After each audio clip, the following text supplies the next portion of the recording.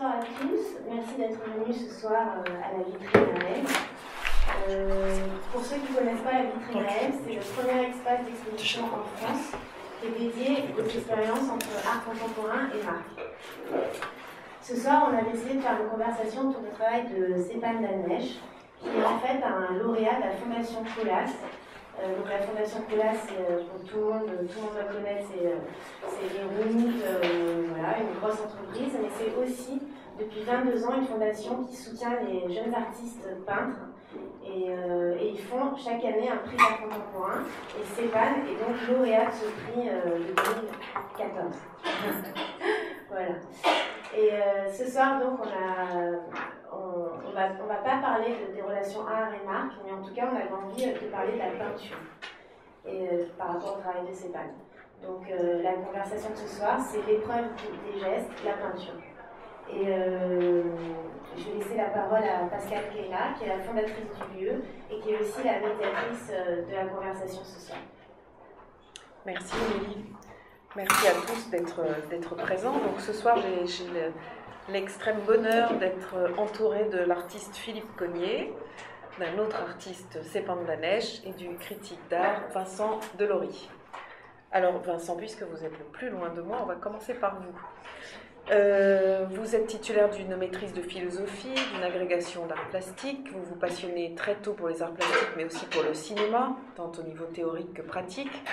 Vous enseignez les arts plastiques. Il est amusant de voir que votre mémoire de maîtrise de philosophie porte sur Salvador Dali et l'onirisme, et que c'est après un entretien avec Henri Cueco que vous découvrez la passion de devenir journaliste et critique d'art.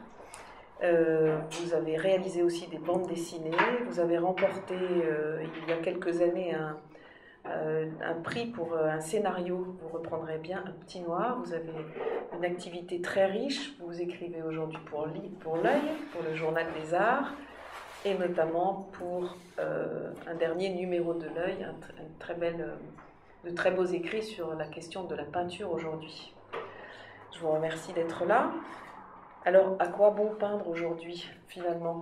Aujourd'hui, pourquoi on prend le pinceau et pourquoi ces artistes-là nous donnent de si belles choses à voir et comment? Alors effectivement, le mensuel L'Œil pour lequel j'écris, en numéro de février, on s'est intéressé, notre rédacteur en chef, Fabien Simode, entre autres, puis avec une autre plume de l'Œil qui s'appelle Philippe Piguet, et on a voulu faire un dossier sur la jeune peinture, parce qu'on s'est rendu compte qu'à un moment donné, peut-être la peinture était un petit peu dans un creux de la vague, ça apparaissait comme peut-être il y a tort, une pratique démodée ou un peu vieillotte, et on s'est rendu compte finalement que la peinture est toujours extrêmement présente dans les musées. C'est quand même ce qui se vend le mieux en termes de marché de l'art. La peinture, c'est ce qui se vend le mieux dans les galeries, puisque c'est la force de la peinture, mais aussi le fait que ça puisse être accroché plus facilement qu'une sculpture, qu'une installation, qu'une vidéo. Et puis dans les écoles d'art, que ce soit aux Beaux-Arts de Paris ou d'ailleurs, il y a des ateliers de peinture, il y a de plus en plus une forte demande d'artistes en art qui veulent utiliser ce médium qui est la peinture, et depuis 10-15 ans émergent, alors c'est peut-être au niveau international, au niveau national, émergent des artistes qui sont pleinement peintres. Pour donner quelques noms, alors, dans le dossier qu'on avait fait, on avait mis de côté par exemple des artistes, on va dire, très établis comme Philippe Cognier par exemple. On avait donc plutôt axé sur les jeunes pousses comme Stéphane Danèche, sur les artistes émergents mais qui déjà commencent à être confirmés, qui sont présents dans les galeries, et d'autres qui sont encore plus établis, et dans les plus établis par exemple Farah Tassi ou Marlène Moquet ou Ronan Barrault, qui peuvent être pour ces artistes-là soit dans l'abstraction, dans la figuration, dans l'entre-deux. Et en se penchant sur les jeunes peintures, on a ouvert des questionnements sur à quoi bon peindre aujourd'hui. Est-ce que ça sert de peindre encore dans un monde saturé d'images? Et on s'interrogeait aussi sur la dichotomie abstraction-figuration. Est-ce qu'elle a un sens? Est-ce qu'on ne peut pas la questionner, la travailler? On a tourné autour de ça. Et voilà, et on sait, alors, je suis un peu pute pour l'œil, mais il se trouve que ce numéro a très bien marché, puisque la peinture, finalement, intéresse, fascine. Nous, on a eu des retours d'artistes contents d'y être, d'autres moins contents de ne pas y être. On a dû faire des choix, et finalement, ce numéro a été énormément lu, il y a eu beaucoup de retours, et ce qui fait plaisir. Par exemple, un précédent numéro, on avait mis Jeff Koons en couverture. Finalement, ça n'a pas pris. Et quand on a fait sur ce dossier sur la jeune peinture, ce numéro s'est beaucoup mieux vendu finalement que lorsque Koons a été mis en avant dans le magazine. Mais c'est énorme, c'est formidable. Ça veut dire que la jeune scène intéresse le lectorat. Et d'ailleurs, on pourra se poser la question de où se trouve cette jeune scène, comment on trouve des artistes peintres, où est-ce que vous regardez, est-ce qu'il y a des circuits aujourd'hui pour devenir un peintre. On aurait peut-être pu justement passer la parole à un ancien et à un jeune. Toi, tu as fait un très très beau parcours, Philippe. Donc, tu es né en 57 à Nantes, où tu vis et tu travailles encore. Tu enseignes après l'école des Beaux-Arts d'Angers aux Beaux-Arts de Paris.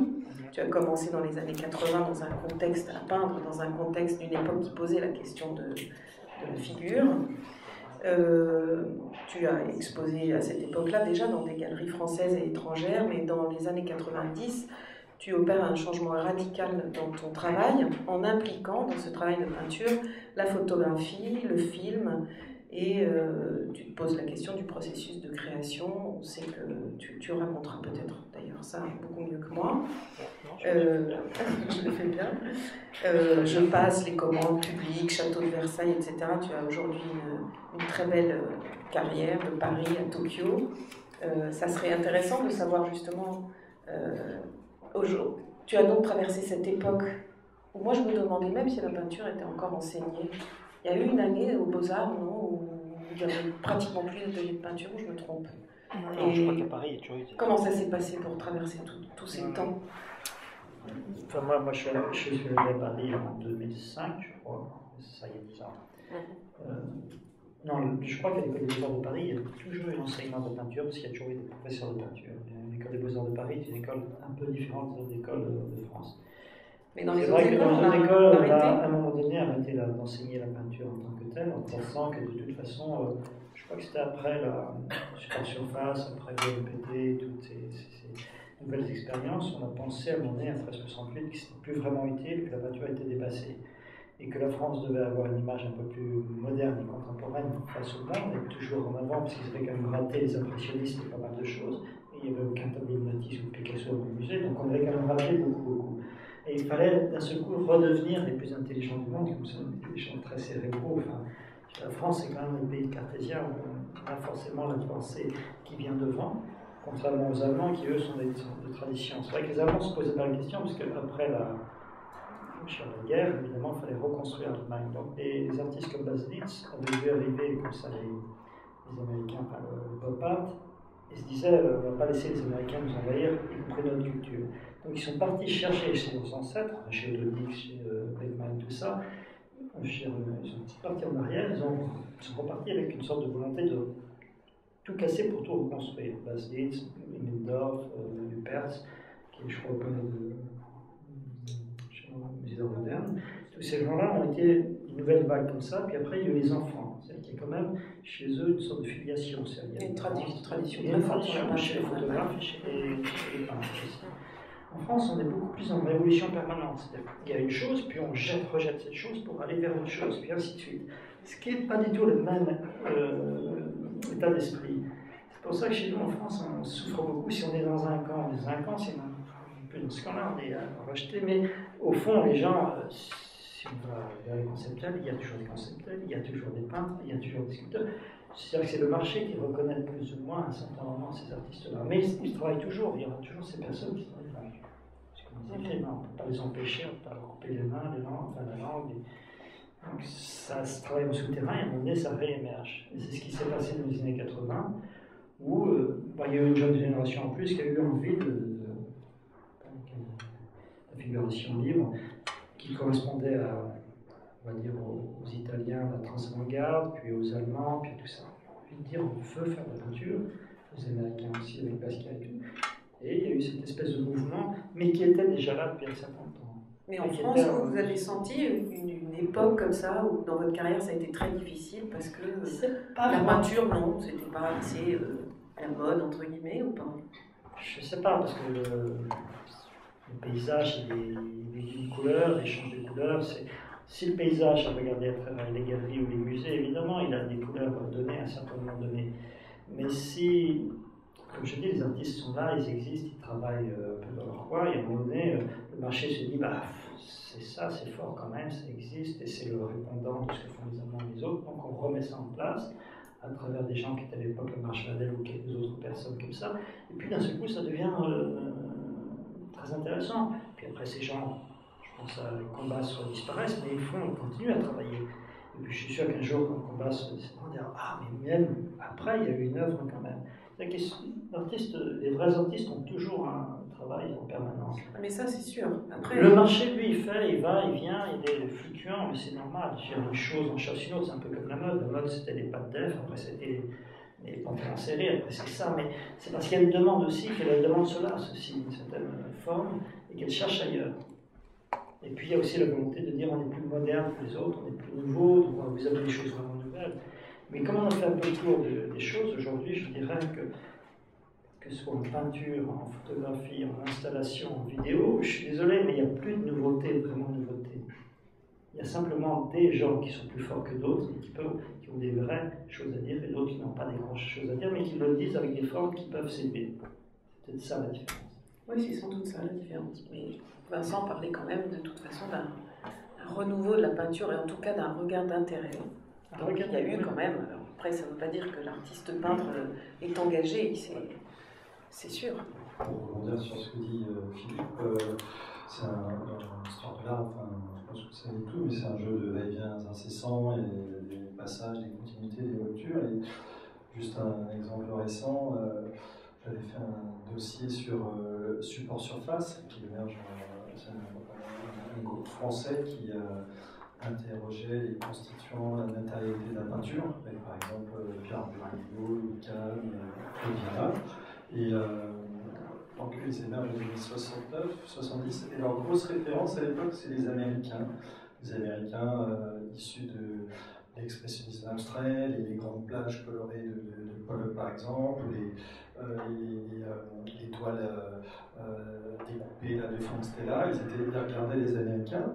Et ce qui est assez drôle, c'est qu'en ce moment, alors, ça ne touche pas à tout New York, mais à New York, il y a de jeunes peintres américains, new-yorkais, qui regardent maintenant Support Surface, qui regardent ces artistes français, et qui est tout intéressant, en fait, bien sûr, pour ces Américains-là, ils ignorent toute la part marxiste qu'il y avait dans la démarche politique de Support Surface, mais eux, ce qui les intéresse, c'est de voir ces jeunes artistes, ces artistes français de l'époque qui interrogeaient les constituants de la peinture, qui utilisaient des matériaux bruts tels que du bois ou la toile libre, et finalement, tout ça pour dire, c'est un jeu de bien ensemble, puisque les Français des groupes Support Surface qui émergent vers fin années 70, l'ornier du côté des Américains, et maintenant les New-Yorkais jeunes d'aujourd'hui, pour faire du nouveau en peinture, ils regardent Support Surface qui eux s'inspiraient des Américains. Donc c'est un jeu finalement presque communicant. C'est ce que je voulais dire. Je sais pas si c'est juste.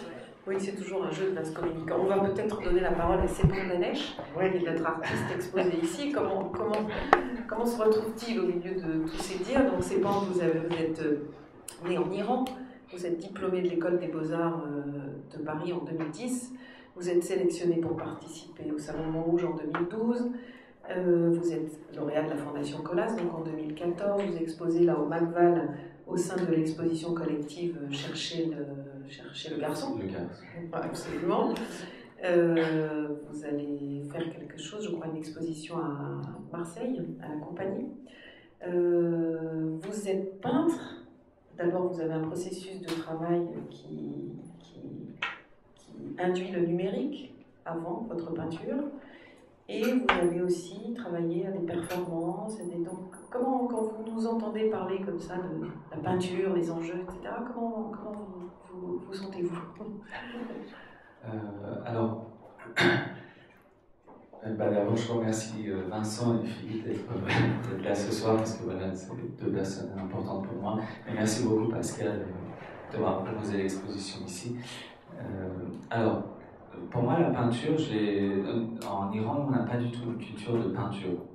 On a les miniatures persanes, c'est des toutes petites images qui correspondent à des, disons, on a des formes qu'on reconnaît, on a des personnages, mais qui sont liés abstraitement. Vous voyez, si on ne lit pas le poème qui accompagne les miniatures, on ne comprend pas du tout ce qui se passe. Donc ça, c'est notre rapport à la peinture. Donc quand je suis arrivé à la peinture, c'était plus par l'attitude que générait la peinture. C'est-à-dire aplatir de la matière. Voilà, on prend de la matière colorée, c'est gluant, que ce soit de l'huile, l'acrylique, peu importe, ou que ce soit des projections, ça c'est pas très important, mais finalement on aplatit de la matière, et une fois que c'est tout plat, on met ça à la verticale. Et on a un rapport frontal avec ça. Et c'est ça qui m'a intéressé dans la peinture. Avant même le sujet ou la manière de peindre. Voilà. C'est comme ça que je suis arrivé à ça. Et j'ai perdu la question.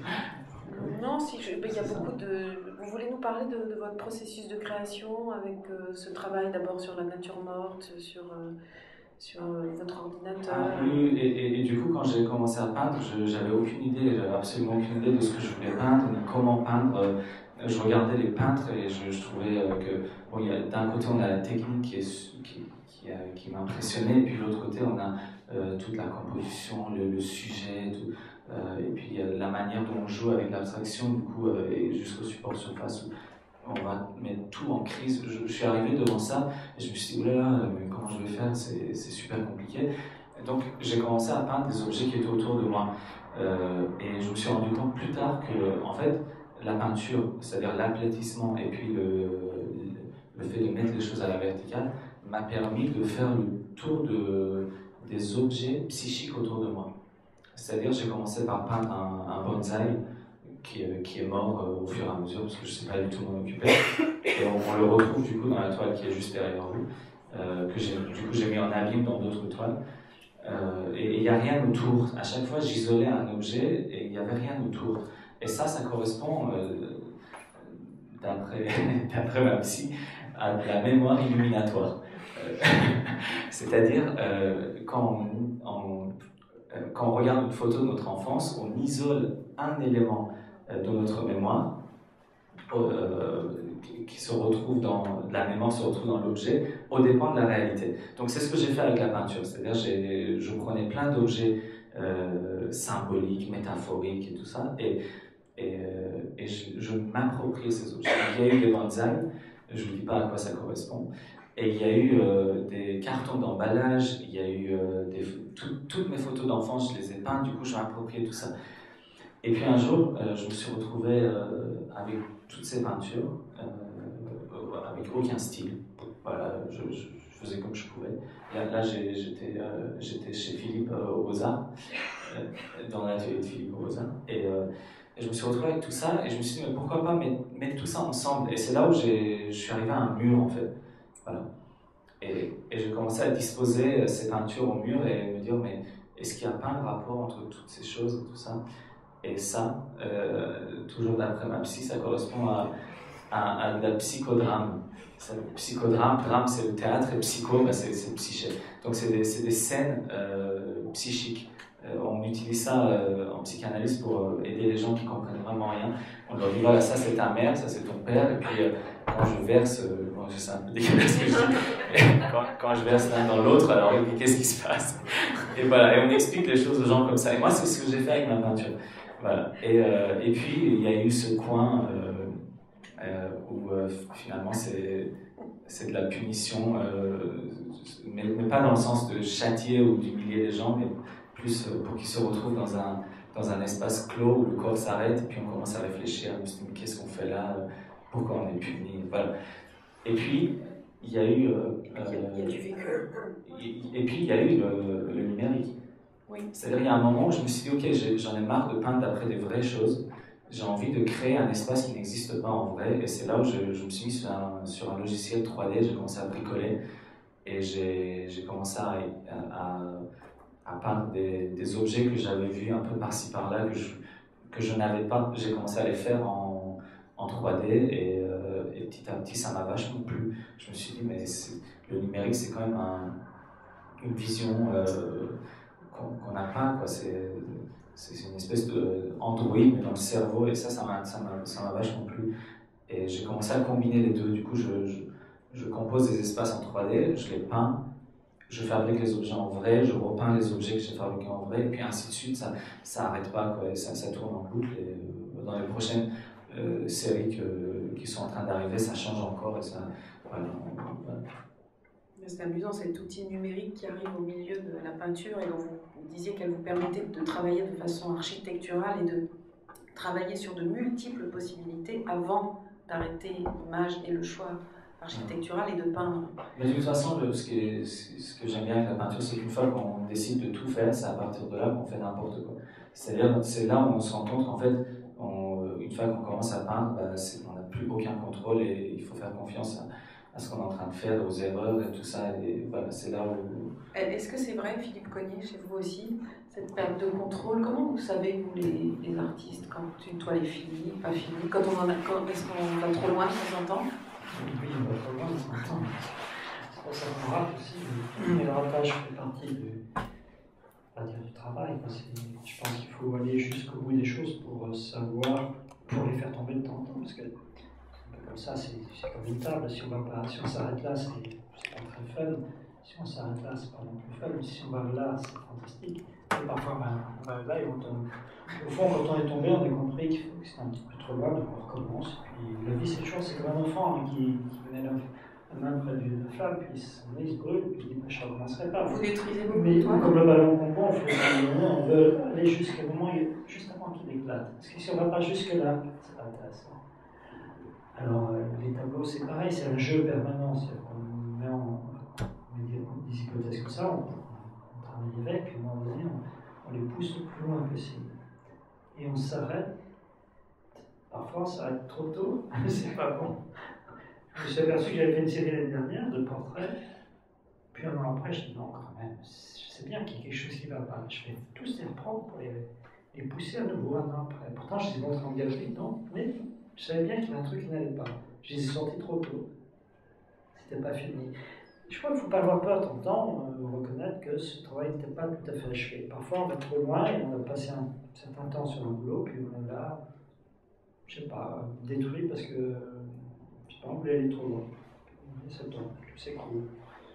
Ou alors, on n'a pas laissé le temps faire son œuvre, on n'a pas pris le recul, comme sur cette série de portraits où finalement c'était mieux de les revoir. Ouais, après on s'aperçoit quand même que c'est trop figuratif, que c'est trop comment dire, littéral, et qu'il y a un truc qui manque, quelque chose qui manque.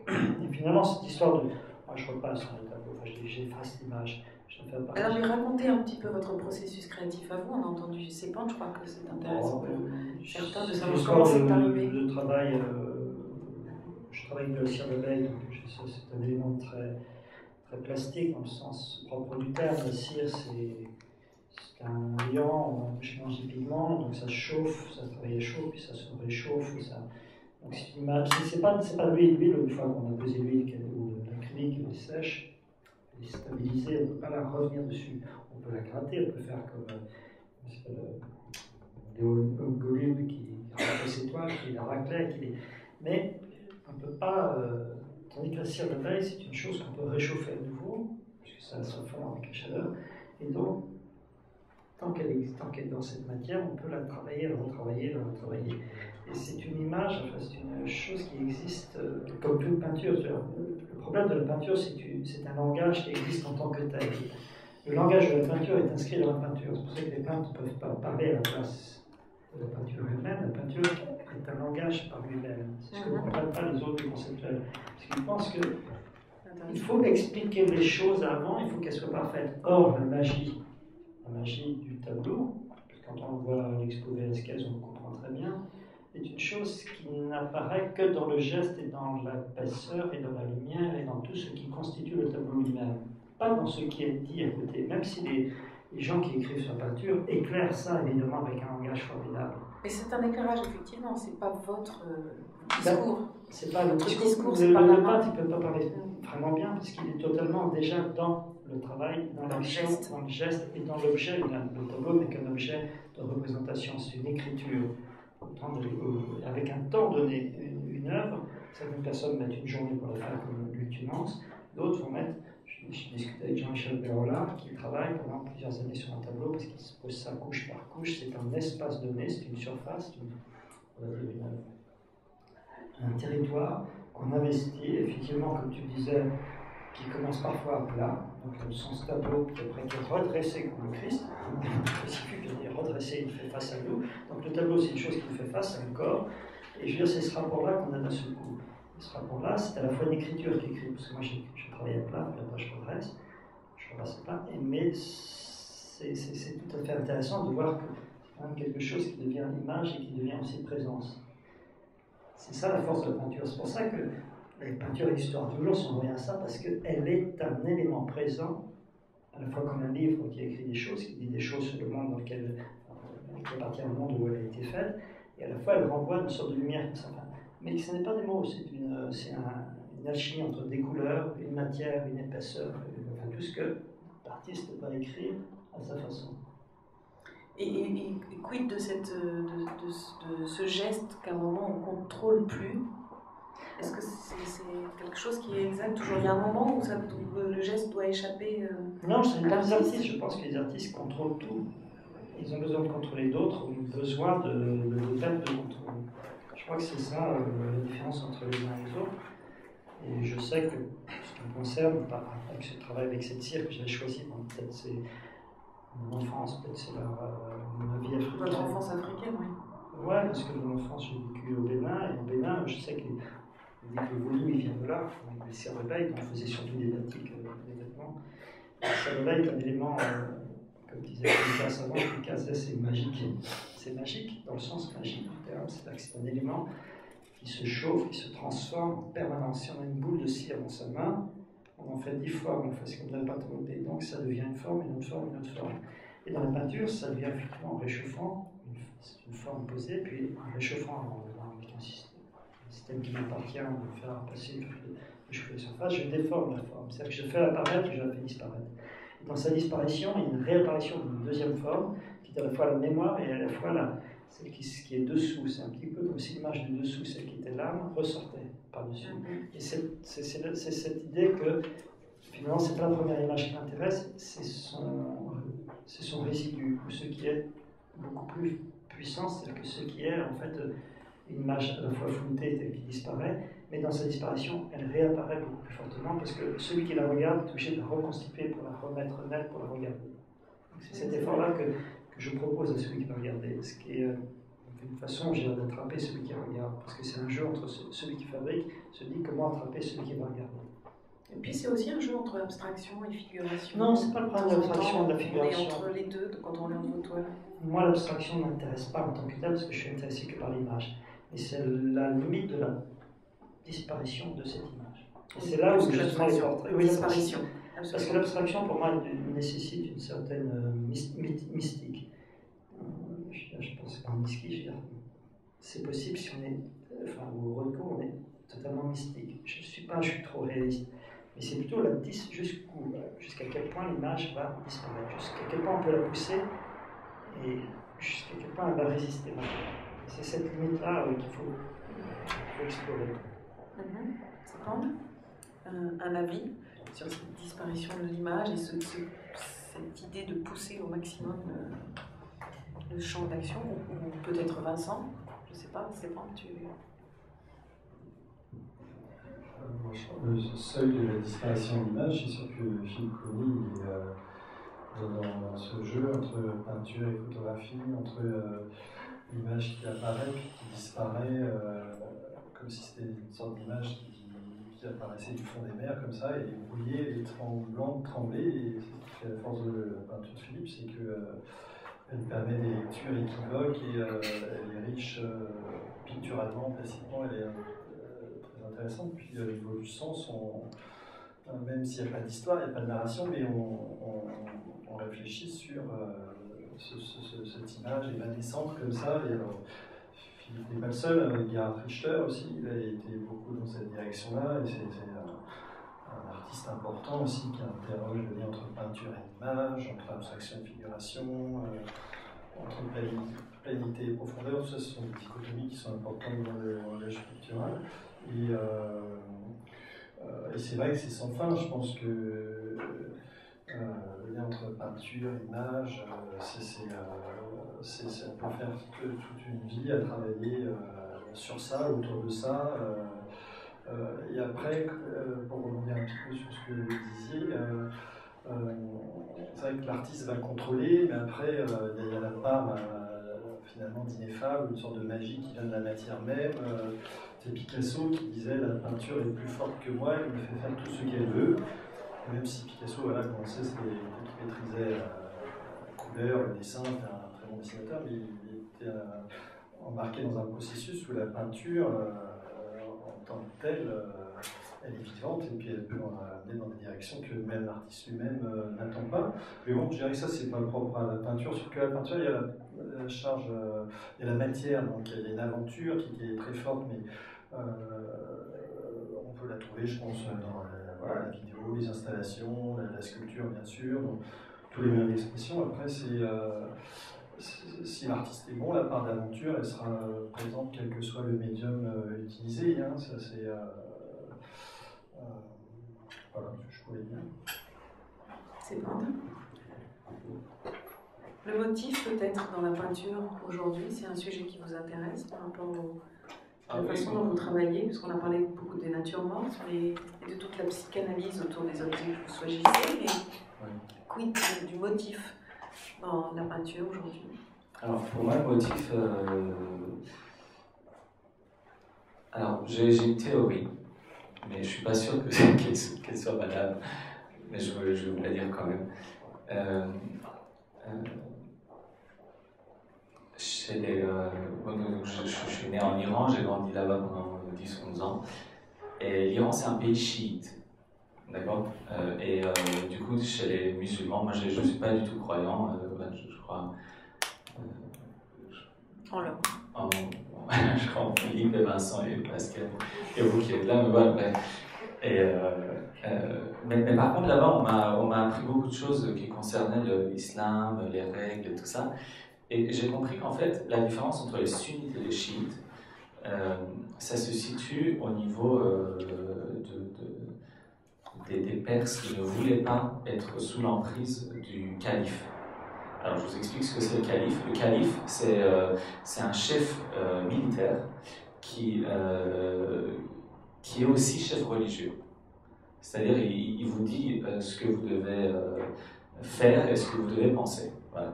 Et du coup, les Perses de l'époque, quand Mahomet était en train de prendre un peu le territoire du Moyen-Orient et tout ça, ils se sont décidés de s'éloigner de ça. Alors qu'est-ce qu'ils ont? L'idée de génie qu'ils ont eue, c'est de se mettre derrière un certain type qui s'appelait Ali, qui était un des suiveurs de Mahomet, et de dire voilà, c'est lui qu'on va suivre. Et ils l'ont fait assassiner. Et du coup, c'est comme ça que les chiites ont été créés, et puis les autres, tous les autres, c'est les sunnites. Alors, concrètement, qu'est-ce que ça fait après 1400 ans? C'est que d'un côté, quand vous avez le calife qui est chef religieux et chef militaire, quand vous avez ça d'un côté, et de l'autre côté, donc on a séparé le calife et le chef religieux. Donc, qu'est-ce que ça fait concrètement? D'un côté, chez les Marocains, par exemple, on a l'abstraction géométrique, c'est-à-dire qu'on a des formes abstraites. Donc on a des idées, mais qui sont liées concrètement. C'est-à-dire on a des idées générées par le calife, mais qui sont liées concrètement par quelqu'un qui est aussi chef militaire. Et de l'autre côté, chez les Perses, on a la miniature persane qui a des figures concrètes liées abstraitement. C'est-à-dire le chef militaire, qui est figure concrète, il n'est pas chef religieux. Donc les idées concrètes sont liées abstraitement. Donc ça, c'est ma théorie de base. Qu'est-ce que ça donne du coup? On a d'un côté les motifs, moi, c'est-à-dire on a des étoiles, des soleils, des lunes, des trucs comme ça qui sont liés concrètement. Il suffit de suivre n'importe quelle ligne dans une mosaïque marocaine et vous verrez que ça retombe pile sur une autre forme qui est en dessous, qui est au-dessus, voilà. Et de l'autre côté, on a toutes ces formes très très concrètes, un cheval, un oiseau, une personne, qui sont liées abstraitement. Donc c'est ça la différence entre les deux mondes. Et quand moi j'utilise des motifs dans mon travail, c'est que j'essaie en tout cas d'être conscient de cette réalité qui est la guerre entre l'État et l'Église. C'est-à-dire entre les idées et puis la forme concrète que peuvent prendre les idées. Voilà, donc ça c'est une théorie tirée par les cheveux, mais auquel je crois et qui fait que ça génère des formes dans la peinture. Donc, je ne sais pas si j'ai répondu si, c'était à bien. la question. C'était bien, c'était très intéressant. En moi j'ai l'impression que rien n'est laissé au hasard et que voilà, dans toute forme même complètement abstraite, il y a voilà. J'arrête. Vincent, est-ce qu'il y a des courants artistiques dans la peinture ? Est-ce qu'on classe les artistes par courant ou plus du tout? On a dit que abstraction, figuration, c'était un vieux débat qui n'avait plus lieu d'être. Dans l'histoire de l'art ou dans Non, aujourd'hui, dans la peinture contemporaine, qui est une scène forte, est-ce qu'il y a des courants? Des courants, les derniers courants picturaux ont été cités par Philippe avant, je dirais, c'est quand il y a eu la figuration libre dans les années 80. Oui, mais ça fait... Oui, il y a eu la trans-avant-garde italienne, il y a eu le néo-expressionnisme, il y a des Allemands aussi, on n'a pas eu Pertz, mais dans des figures plus récentes, il y a par exemple Jonathan Leseux, et ça c'est plutôt les 90, voilà, mais sinon, en ce moment, on ne les range pas, je dirais, dans un courant proprement dit. Nous, quand on va faire un dossier sur la jeune peinture, c'est plutôt, bon, on a quand même rangé les figuratifs, les abstraits, il y a des passages incessants en ce qui concerne certains artistes. Du coup, sauf si ça m'a échappé là, mais je dirais pas qu'il y a un courant actuel où il y a des peintres qui s'engouffreraient comme ça dans un mouvement artistique qui serait nommé précisément en ce moment. Et où est-ce que nos amis peuvent aller voir la jeune scène des artistes peintres? Où est-ce qu'on trouve les jeunes artistes aujourd'hui? Le salon de Montrouge, là, c'est Stéphane Correa qui s'en occupe, et là, vraiment, le milieu de peinture il est mis en avant. Sinon... c'est un passage obligé pour un jeune artiste peintre qui veut réussir? C'est important, je pense, ouais, c'est quand même, ça donne une visibilité aux jeunes artistes, et certaines peuvent émerger du centre Montrouge, hein, et sinon, il y a ensuite on peut en voir dans les expos collectives dans les musées, hein, les expos collectives soit peuvent axer sur la peinture, ou la peinture sera un médium parmi d'autres, il y aura une thématique générale, mais sinon les galeries où on trouve une présence de la peinture forte, hein, une galerie comme la galerie dont est issu Philippe, la galerie Templon, il y a quand même beaucoup de peintres, hein, Philippe, il y a Jonathan Leseux, il y a Claude Viala qui est peintre, hein, il se dit peintre, et puis après, dans des galeries, on va dire, la galerie Templon c'est une galerie, une grosse galerie bien assise, mais dans des galeries importantes comme Laurent Godin, Hervé Lovenbroek, ce sont des galeries aussi qui ont des peintres, par exemple Lovenbroek il a Philippe Maillot, Laurent Godin il vient d'intégrer Marine Moquet, donc il y a quand même une belle visibilité de la peinture dans les galeries et dans les lieux institutionnels aussi. Hein. D'accord. Est-ce que vous êtes d'accord pour laisser la parole à la salle ou est-ce que vous voulez rajouter des choses? Il y a toujours plein de choses à dire. Oui, en fait, il y a beaucoup de choses à dire, mais c'est peut-être plus sympa de se mettre en dialogue avec vous. Est-ce que vous voulez poser quelques questions? Certains. Moi, par exemple, vous disiez qu'il n'y avait pas vraiment de mouvement dominant reconnaissable dans l'art qui se passe actuellement. Et, comme dans de nombreuses galeries, on voit beaucoup de choses qui apparaissent sous le vocable de street art. À quel endroit, où est-ce que vous placez ça? Pour vous, c'est de la décoration, du vandalisme, de l'art. Ouais, effectivement, street art, on peut le considérer comme un mouvement artistique qui je dirais qu'il y a le tout venant du street art, qui est avec des codes établis, puis il y a des artistes qui vont vraiment avoir une pensée. Je pense à Rero, par exemple, c'est un artiste qui est présent à la Galerie Backslash, où là, il est, on peut dire, dans street art, le graffiti art, mais il sort des codes, on va dire, établis.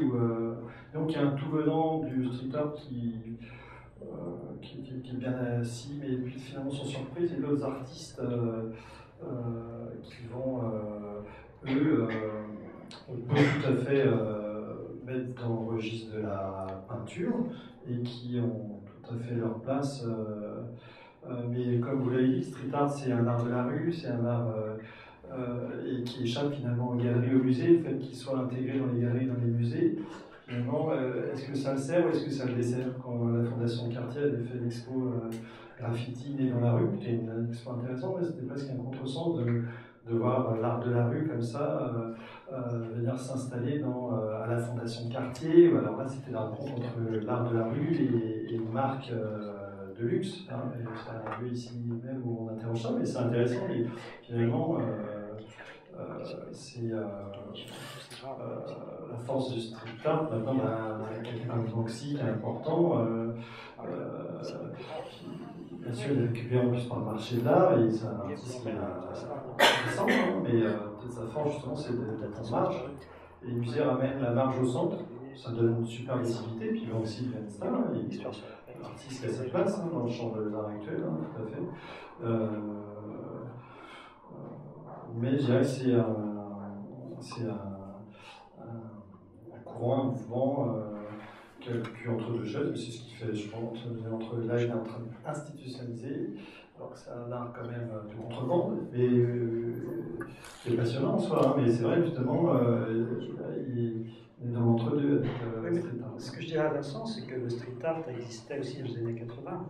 L'Anvers montrait beaucoup de street artistes, c'était l'époque de Basquiat, c'est l'époque de Kenny Schaaf, c'est l'époque aussi de Kissaring, tout ça. Et je dirais finalement, ils ont travaillé au départ dans la rue et après ça a été récupéré par les galeries. Aujourd'hui ça revient. Je pense que parmi ces nouvelles générations, il y aura des choses intéressantes. Quelques artistes vont émerger, peut-être 2 ou 3, et puis les autres vont disparaître comme ça a été le cas avant. C'est l'histoire qui se fait comme ça, je dirais. Après, je pense qu'effectivement, le problème en rapport, les street artistes ont un problème avec la galerie parce qu'effectivement, l'expression se passe dans la rue, n'est pas unique. Alors que les artistes qui déjà s'intègrent dans les grilles, qui travaillent sur les tableaux, ont un espace, on va dire, plus convenu par rapport au marché de l'art. C'est ça, c'est peut-être dans ce rapport-là que les choses sont plus difficiles. Mais ça ne veut pas dire que le génie n'existe pas chez les street artistes, parce que je pense qu'il y a des gens qui font des choses extraordinaires dans la rue, absolument extraordinaires, et moi je suis bluffé par ça. Je me dis, putain, les mecs, ils ont les couilles quand même. Parce que je n'y arriverai pas. C'est autre chose, c'est un autre espace. Le problème de l'art et des artistes qui sont là, enfin, de ceux qui sont formés dans les écoles d'art, parce qu'on ne parle pas de ces artistes, c'est souvent plus des artistes qui sont quand même effectivement dans un, on va dire, dans un schéma construit pour les galeries aussi, pour le marché de l'art, pour les musées. Même si ça ne fait pas plaisir d'entendre ça, c'est comme ça que ça existe. Les écoles d'art fabriquent des gens pour l'instant, pas pour le public, mais c'est d'une certaine façon. Mais ça fait des bons artistes quand même. Il y a des gens, des belles œuvres. D'autres questions? Moi, c'est pas une question, mais c'est une remarque par ce que vous venez de dire. En fait, là, je pense au land art dans les années 70. Pour le coup, c'était vraiment des artistes qui décidaient de s'exiler des galeries et de faire des choses dans le désert, dans des endroits où justement les musées ne pouvaient pas aller, ne pouvaient pas intervenir. Et donc, finalement, je trouve que le street art, quelque part, agit dans ce que nous, on considère comme espace sacralisé, donc l'espace urbain, et quelque part, voilà, ils s'inscrivent dans notre quotidien, et à ce titre, c'est normal que les galeries ou notre univers, notre imaginaire collectif, incarné par les musées, le récupèrent. Oui, de toute façon, c'est normal aussi, hein, je trouve que ça fait vivre. Hein.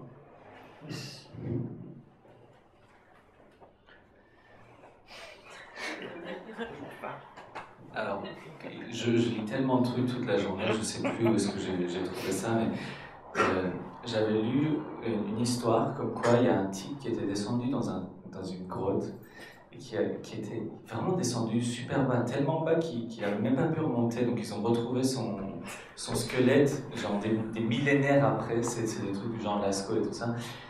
Et il avait fait un dessin, il avait dessiné une vache tout au fond de la grotte. Je ne sais même pas comment il avait peut-être la cire avec une bouche, je sais pas comment. Il a dessiné une vache. Sauf que ce type n'a pas dessiné la vache n'importe où.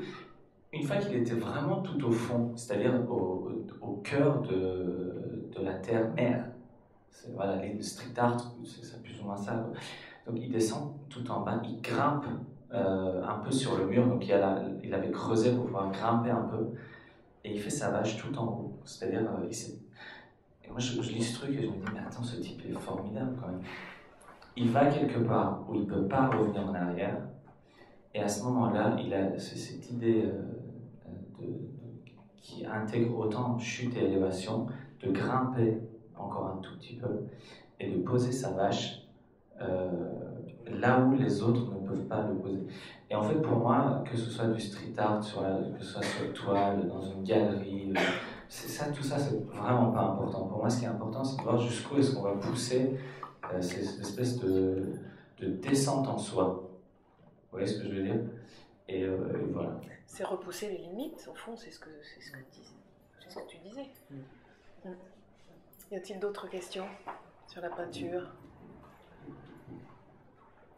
Régine qui collectionne la peinture, pas de questions? Non, je partage pas mal vos points de vue. Vous avez soulevé quelques questions et donné en même temps des réponses. Vous avez l'air tout à fait votre façon d'exprimer votre ressentiment autour de la peinture. C'est très important. Pour moi, c'est très important. Je n'ai pas eu l'occasion de vous rencontrer, je connais votre travail et votre façon de parler de la peinture, je la trouve juste. C'est comme je la sens. Pour moi, je compare parfois la peinture à la cuisine, parce que oui, finalement, quand moi je fais de la cuisine, ça chauffe toujours aussi. Et puis, j'ai une femme qui aime faire la cuisine, je rencontre des cuisiniers étoilés, puis des fois je les écoute. Et c'est des gens qui sont à la fois je les trouve fantastiques. Nous, à côté, on est presque des rigolos, parce qu'eux, ils sont confrontés à beaucoup de choses. Par une grosse équipe, toujours avoir une qualité plus top possible, et être dans une invention permanente. Ce n'est pas donné. Et en plus, aller faire les courses, des fois, on peut gérer tout ça. Mais c'est cette idée...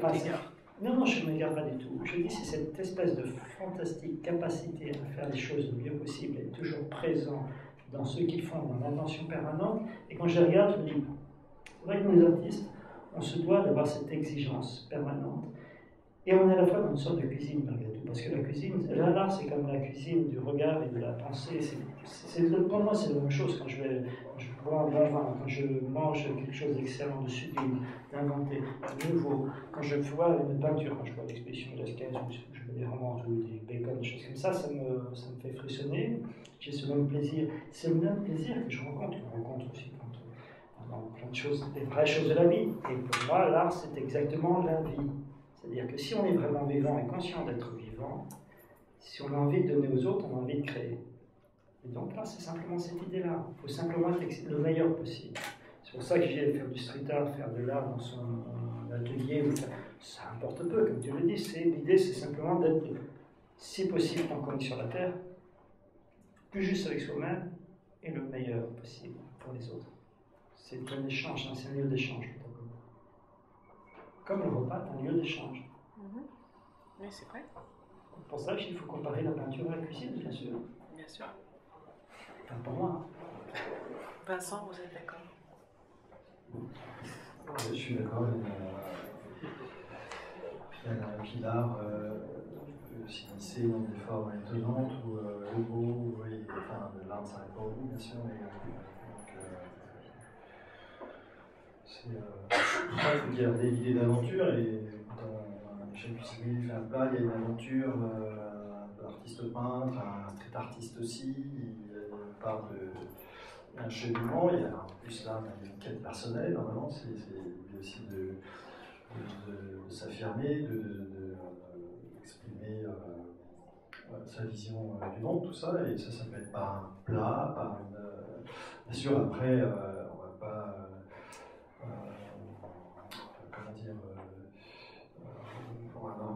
hiérarchies des arts sont tombées, hein, ça a bougé, et puis il y a aussi une hiérarchie entre art élitiste, art populaire, avec pop ou rock, tout a un peu vacillé comme ça, et donc bien sûr qu'on peut comparer la peinture à la cuisine, et comme ceci, il y a des passages incessants. Hein, voilà. Oui, bien sûr. Est-ce qu'il y a d'autres... Oui, mademoiselle. Moi, j'ai une dernière remarque. J'en avais déjà parlé à Stéphane. Ce qui m'avait intrigué, c'est le fait qu'il n'y ait personne dans les tableaux. Mais qu'il y ait quand même des portraits, des fois, des êtres, un peu des fantômes, des apparitions. Et en fait, si, il y a quelqu'un dans le tableau, en fait, c'est ça que la réflexion, ça m'intrigue encore plus. C'est très narcissique, parce qu'en fait, à chaque fois qu'on regarde les deux étoiles, on est à ta place. C'est-à-dire qu'on voit le mur comme tu l'as vu, comme tu peins, on ne sait pas où on se situe par rapport au mur, à la fin de l'étagère, on ne sait pas ce qu'il y a sur les côtés, mais en fait on est à ta place quand tu l'as peint. Et du coup on est presque le peintre parce que, voilà, j'imagine que voilà, si je venais, je prends un des tableaux et que je le mets chez moi, c'est comme si je t'avais rapporté. Et bon voilà. Alors j'ai été, comment on dit, on m'a eu, ça y est, j'ai été dévoilé, voilà. Ouais. Ça y est, on t'a trouvé. Ouais. Elle a trouvé. Alors, le narcissisme, pour moi, c'est vraiment une chose formidable. Alors, parmi les multiples théories qu'on met en place depuis que je connais Philippe, il y en a une qui me plaît bien sur le narcissisme. Et là, je suis vraiment sérieux parce que j'ai l'impression que depuis la Première Guerre mondiale, vous voyez, c'est devenu mondial. La Deuxième Guerre est mondiale, et puis aujourd'hui, il suffit d'allumer sa télé, la radio, Internet, tout, il y a des guerres partout. Partout, il y a des guerres. On est où voilà, je vais acheter un falafel, il faut que je passe entre 3 militaires. Je veux dire, c'est devenu n'importe quoi. Alors, la guerre, ça génère un deuil. Voilà, donc, quand il y a une guerre, il y a des gens qui meurent, on culpabilise de la mort des autres, ou on culpabilise du fait de ne pas pouvoir les sauver. Voilà. Moi, je suis né là-dedans. Je suis né pendant la guerre en Irak, donc j'ai grandi dans cet état d'esprit. Alors, ça génère une perversion narcissique.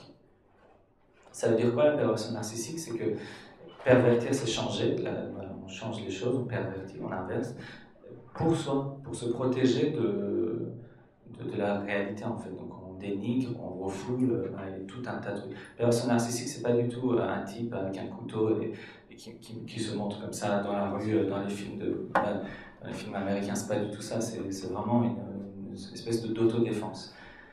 Et du coup, j'ai l'impression que justement dans la production artistique, ça s'est très bien manifesté parce qu'on a eu beaucoup d'artistes qui ont essayé d'imposer leur forme.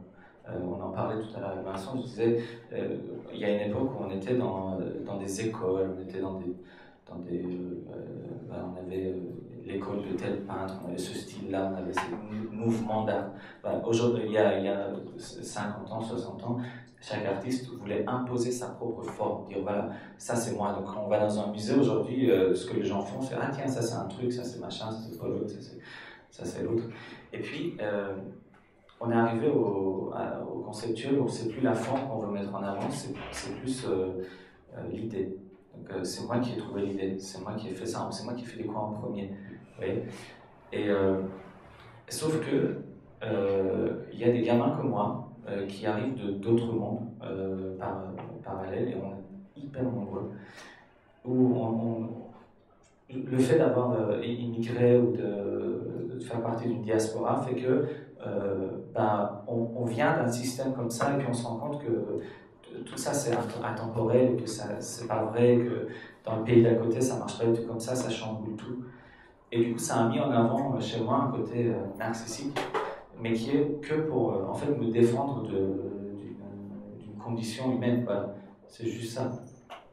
Et c'est pour ça que j'ai raconté tout ça, c'est que j'ai l'impression qu'on est dans un monde où on pousse les gens à être de plus en plus narcissiques, parce qu'on est tout le temps en train de se défendre d'une culpabilité ou d'un manque de participation au monde, quoi, voilà.